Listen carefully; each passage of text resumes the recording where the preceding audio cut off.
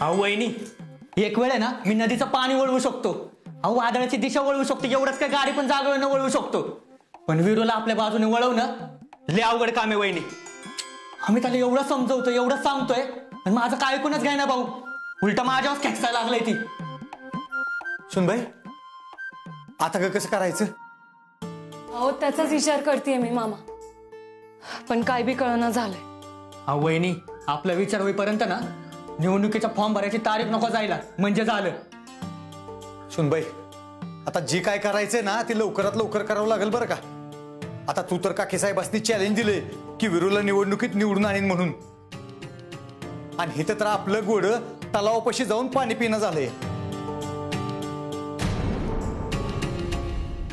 तुम्ही काळजी करू नका मामा, आता आपलं घोडं पाणी बी पिणार आणि शर्यतीत पहिला बी येणार. वहिनी, पण त्यासाठी आधी त्या घोड्याने शर्यतीत उतरायचं पाहिजे का नाही? अहो भाऊजी, त्यासाठी आपल्याला वेगळी शक्कल लढवावी लागेल. मग बघा विरू कसा शर्यतीत उतरतो. अगं सुनबाई, अजून कसली वेगळी शक्कल लढवायची? मी सांगते तसं करायचं.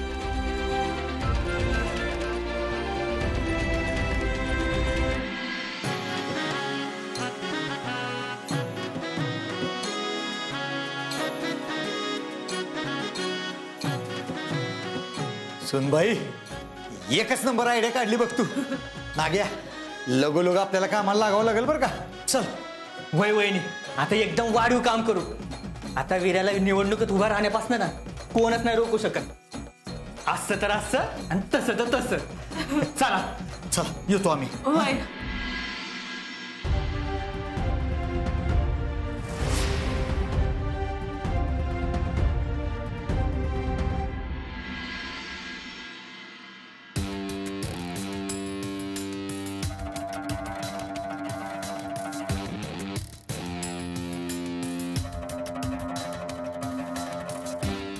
बेनं फोन का उचलणं झालंय आणि निवडणुकीच्या काळात खोडा घालत बसलंय.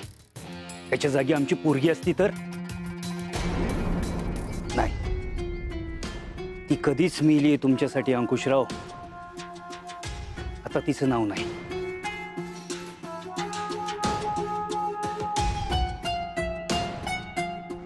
साहेब, नाश्ता करून घ्या.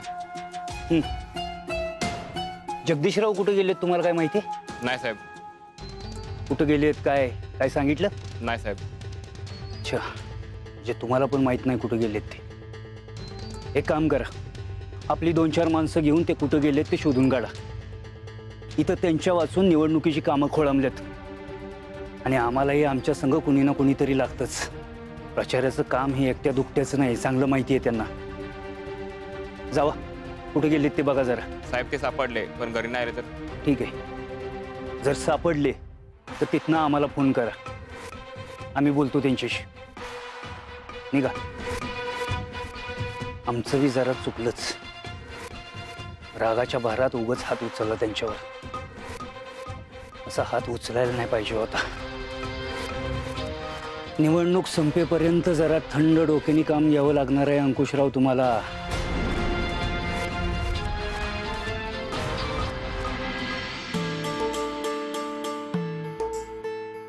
अरे दे की. काय तुला किती वेळा सांगायचं ग, हे असली कामं नको करत जाऊ. काय रे? अगं तुझं वय काय, आम्ही आहे की सगळे करायला. मी आणि पिवईनं लावून घेतोय. एक काम कर, तू आराम कर. मामा, अहो सांगा की तुम्ही तरी. वहिनी राहू दे की, पोरं करते ते. बसा इकडे या. भाऊजी चहा घ्या. वहिनी पण आल्या चहा घेऊन. वहिनी, आईंना द्या. या. आई बसा बरं तुम्ही. घ्या मामा, घ्या. तू आराम कराय. अरे वायच राहिलं या काम, आम्ही घेतो ना करून. या भाऊजी. वा वा वा वा वा. सुनबाई, तुझ्या आजचा चहा म्हणजे एकच नंबर बघ. जेवढं कौतुक करावं ना तेवढं कमीच आहे. वा. कौतुक? मला कौतुक वरनं आठवलं, अहो गावात लोक वीर्याचं किती कौतुक करतात. तर पाहण्याचा प्रश्न सोडवल्यापासून ना लोक त्याला दुसरं दादासाहेब म्हणायला लागले. दुसरं दादासाहेब. तर काय, अरे जी काम अंकुशरावला आणि काकीनं जमलं नाही ना ते या पट्याने एका रात्रीत करून दाखवलंय. नाही तर काय. अरे नाग्या, अरे तुला ती वाळवंट वस्तीवरची स्वरूपहुई माहिती आहे का रे? कोण हो? अरे ती स्वरूपहुई म्हातारी नाही वय. अरे त्या म्हातारीला निमेरातच छाती दुखा लागलं. मला दवाखान्यात न्यायला 4 चाकी गाडी नाही. या आपल्या वाघानं काय केलं माहितीये का? काय? तिला 2 व्हीलरवर नेली दवाखान्यात. 15 मिनिटात दवाखान्यात पोचवली. अहो काय सांगताय मामा? अरे ती म्हातारी बरी झाली का नाही की विरूच्या गळ्यात पडू पडू रडू रडू त्याला सांगत होती, अरे लेकरा, आज पतूर मी देव नाही बघितला, पण तुझ्या रूपानं साक्षात पांडुरंगच खाली आला. ती बी अक्षी दादासाहेबांसारखा. असं होय? मग विषय का आपल्या वीर्याचा? असं तर असं आणि तसं तर तसं आहे ती.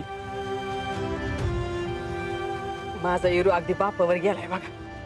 तू मसनी सांगती एक डाव काय झालं माहितीये का?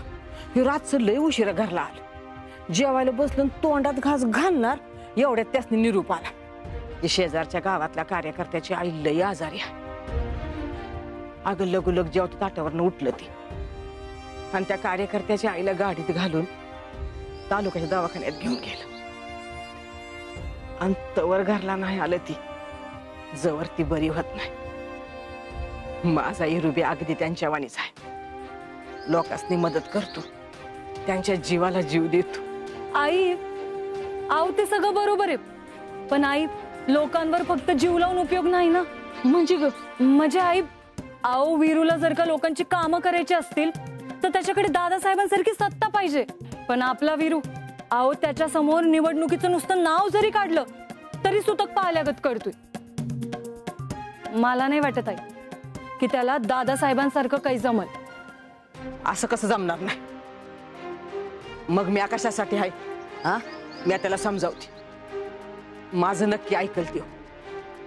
हाय, वीर्या तुझा शब्द मोडणं शक्यच नाही.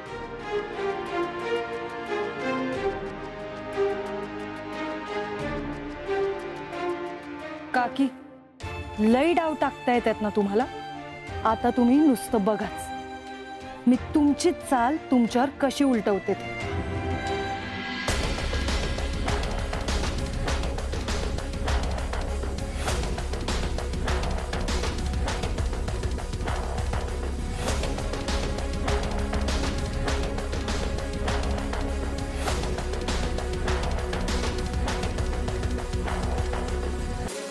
साहेब, आज जाऊन बसायला सांगा त्याला.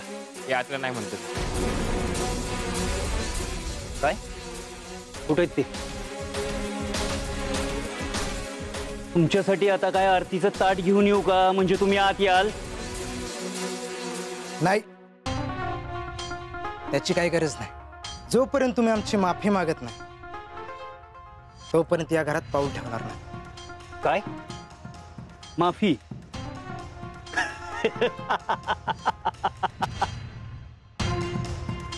काय दारू ढुसून आलाय का काय? का पोटात अन्न नाही म्हणून डोक्यावर परिणाम झालाय? आमच्या जीवावर जगताय आणि आम्हालाच माफी मागायला लावताय. तुम्हाला चांगलंच माहितीये की अंकुशराव पाटील कधीच कुणामोर झुकत नाही. नाही झुकत ना? मग ठीक आहे, चाललो आम्ही परत. आणि तसं बी तुमच्यापासून आमचं काही अडत नाही. जोपर्यंत तुम्ही माफी मागणार नाही तोपर्यंत आम्ही या घरात पाऊल ठेवणार नाही. चाललो आम्ही. थांबा.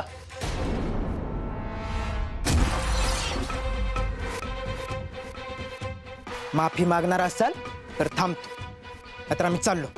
थांबा.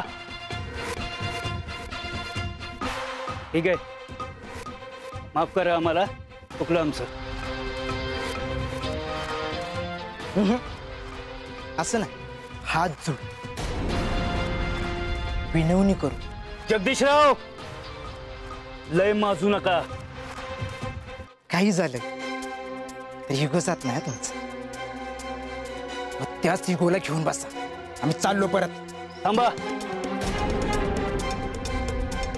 ही निवडणूक आम्हाला हरायची नाही म्हणून एक पाऊल मागे येतोय, नाहीतर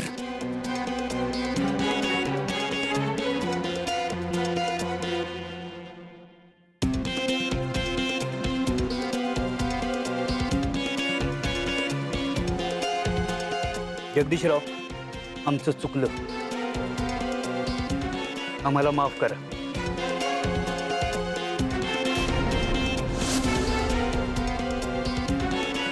आम्ही तुमच्यावर हात उचलायला नाही पाहिजे होता.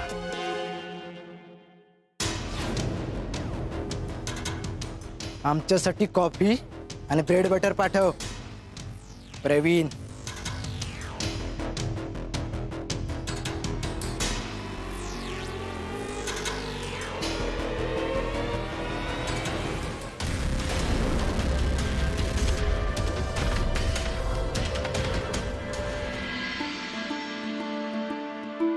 सुनंदा,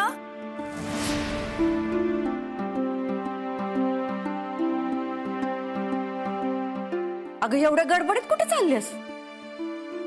अगं बाई, ही तर दादासाहेबांची शाल आहे ना. ही शाल घेऊन कुठे चाललीस तू? अगं ते विरुल द्यायला निघाली आम्ही. विरूला का ग? त्याला काही थंडी वाजते काय? अगं थंडी वाजते म्हणून नाही, त्यानं दादासाहेबांचा वसा पुढे चालवावा ना, म्हणून त्याला द्यायला निघाली आम्ही. सुनंदा, तू त्याला वचनमुक्त केलंयस खरं, तुला खरंच त्याची काळजी वाटत नाही काय ग?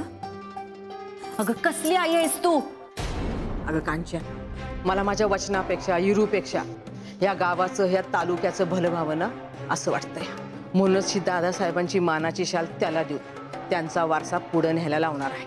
वा सुनंदा, अगं आपल्या सासऱ्यांना वाटत होतं तू हे घर एकत्र टिकवून ठेवशील, सगळी नाती बांधून ठेवशील, म्हणून हे घर एकत्र ठेवण्याचं तुझ्याकडनं वचन घेतलं होतं. तुझ्या लेकासाठी ते मोडणार आहेस का आता? अगं कांचन, त्या वचनाचा आणि इरू राजकारणात जायचा काय संबंध आहे का? आणि इरू निवडणुकीला उभा राहिला तर ही घर कसं काय तुटल ग? वीरू निवडणुकीला उभा राहिला ना तर मी हे घर सोडून जाईन. कांचन,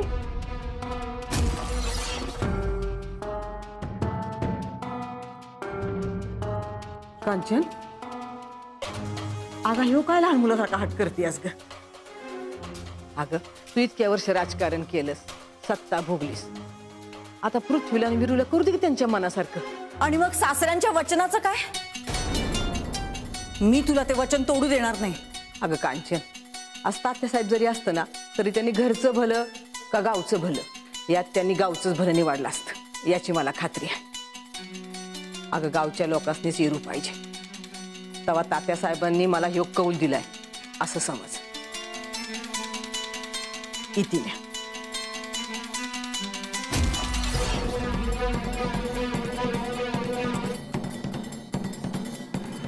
लय उपकार झालं बघ पोरा, आज दादासाहेबाचं नाव राखलं. दादासाहेब पाहिजे होता.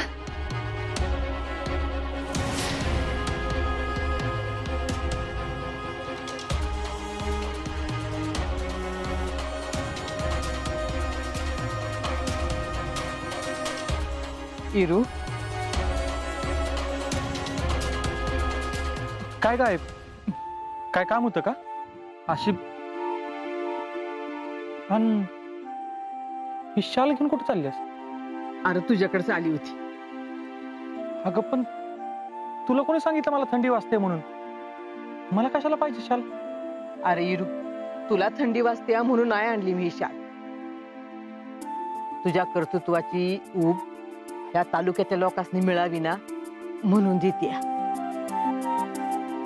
म्हणजे मला काय कळलं नाही. इरू, नीट बघ म्हणजे कळल तुला.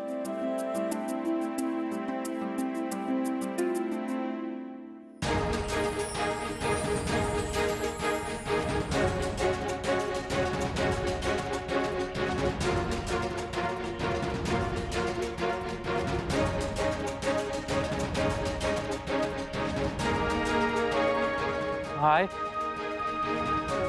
आगे दादांची शॉल आहे ना? इरू, तू आजपर्यंत माझं समज ऐकलंयस रे, मी दिलेलं वचन बी पाळलंस, पण आता मी तुला या वचनातून मुक्त केलंय. राजकारणात जायची परवानगी बी दिली. तर आता ह्याच्या मोर जाऊन सांगते, ही शाल घे आणि आमदार केला उभा राहा.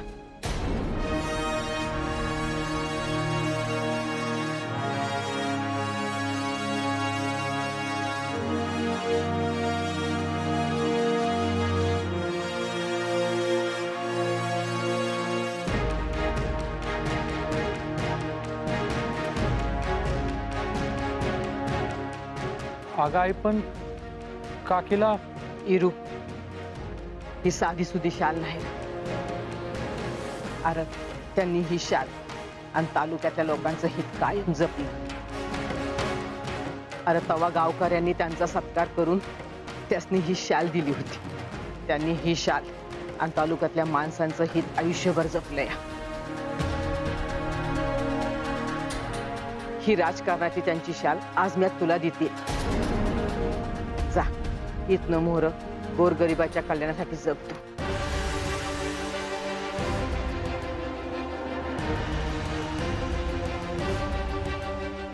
अगं आई पण मी काकीला इरू, आता ही पण बिन काय नग, योग घेतला वसा टाकू न बस. तूच दादासाहेबांनी या तालुक्याला विकासाचा रस्ता दाखवणारा, लोकांचं भलं करणारा लोकनेता होऊ शकतोस याची खात्री आहे मला. मग राशील ना उभा आमदार केला. हाय, तुझी काय म्हणतेस हे सगळं पटतंय मला. पण अगं म्हणजे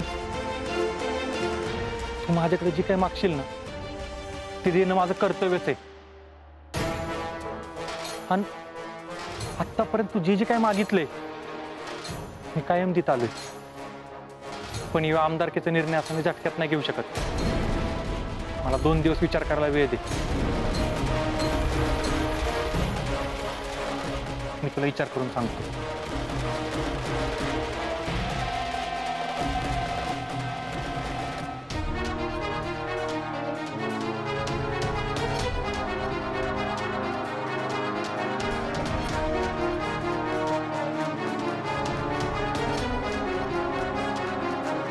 काकी साहेबांचा विजय असो. काकी साहेबांचा विजय असो. काकी साहेबांचा विजय असो. काकी साहेबांचा विजय असो. नमस्कार नमस्कार. नमस्कार. अरे वा, तुम्ही आता इथं? अहो काकी साहेब, आता निवडणुकीच्या कामाला लागायचंय म्हणून म्हणलं त्याआधी तुमचं अभिनंदन करून तुमच्या हातानं प्रचाराचं नारळ फोडावं म्हणून आलो तुमच्याकडे. बरं. काकी साहेब अभिनंदन. धन्यवाद धन्यवाद. काकी साहेब, तिकीट मिळाल्याबद्दल लय लय अभिनंदन. थँक्यू. हे घ्या काकी साहेब, नारळ फोडून घ्या.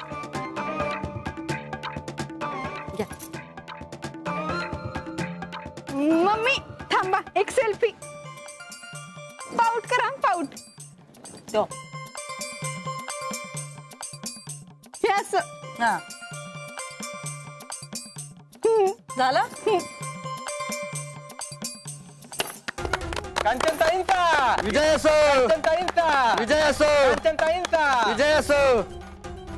चला, तुमचा हा अभिनंदनाचा वर्षा बघून माझ्यामध्ये 10 हत्तींचं बळ आलेलं आहे बरं का. त्यामुळे प्रचार सुरू झाला की आजपर्यंत कुणी केला नाही असा धुरळा उडू द्या. या मतदारसंघातील एक एक गाव आणि गावागावातला एक एक मतदार आपल्याशी जोडला गेला पाहिजे. गल्लीपासून दिल्लीपर्यंत या कांचन सूर्यवंशीचं नाव, पोस्टर आणि बॅनर झळकले पाहिजेत. हे डोक्यात फिट्ट करून ठेवा. प्रचार जोरदारच झाला पाहिजे बरं का. जोपर्यंत प्रचाराची तारीख डिक्लेअर होत नाही तोपर्यंत प्रचार लपून छपून करा, नाहीतर विरोधकांच्या हातात आयतं खोलीतच गावायचं. बॅनर नीट बनवा आणि बॅनर तयार झाले की मला पाठवा. याद राखा, निवडणूक होईपर्यंत मतदार दुखवेल असं आपल्याकडनं एकही वाईट पाऊल पडू देऊ नका.